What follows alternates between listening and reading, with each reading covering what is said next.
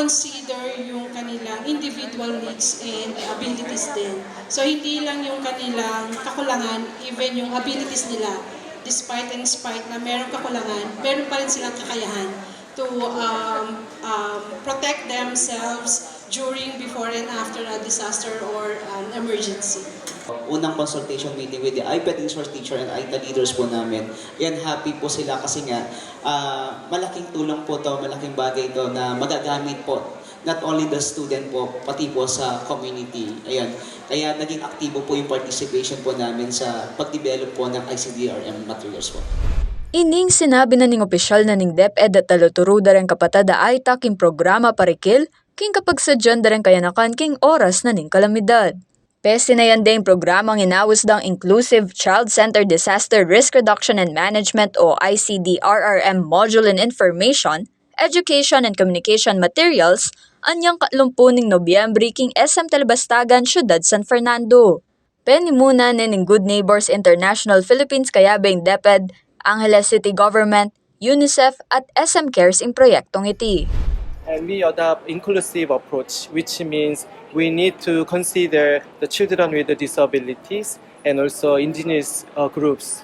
Usually during the disaster, we are thinking about community level or adult, or somehow we are ignoring the children, but especially the vulnerable group with the children with the disabilities and also indigenous group because of their remote location. So that's why we adopt this approach. We adopt sign languages in our modules, and also we create the module for the children who cannot see. So we have, reading the books with the hands. So that's the new approach. But this is not all for this. We would like to create initiative. So we invite this, the approach to all the stakeholders, also NGOs, and also government office. So they can think about inclusive approach in their all of the world, especially disaster reduction. Anan Jerry Calimoso ning ACDRRMO, masantingin programa uling mi kadagdaglambelwan din kayanakan, king kapag sadyan king oras ning sakuna at kalamidad. Yung mga modules po na ito, ipopularize po natin sa bawat barangay, mga school, kung saan ang focus protecting children against harmful environment. Hanggat maaari, kung sa barangay yan, yung risk reduction ng pagtapanganib sa mga komunidad, binabawasan natin, maging sa mga paaralan.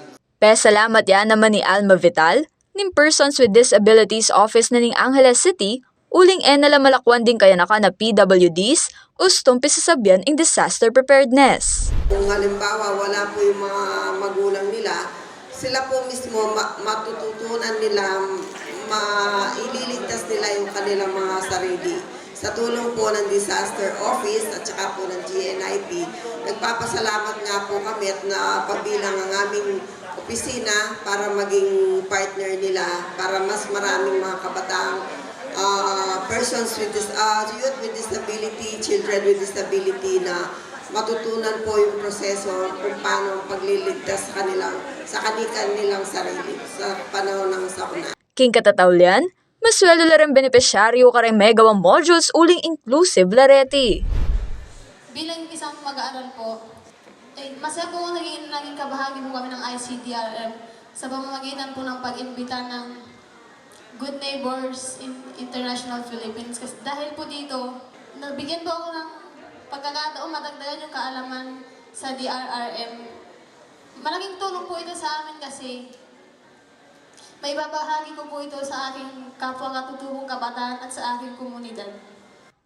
Kaya Jody Dizon Mercado, ako po yung kakayong Talasuyo, Arlen Salonga, at Team Pusong Makabalen.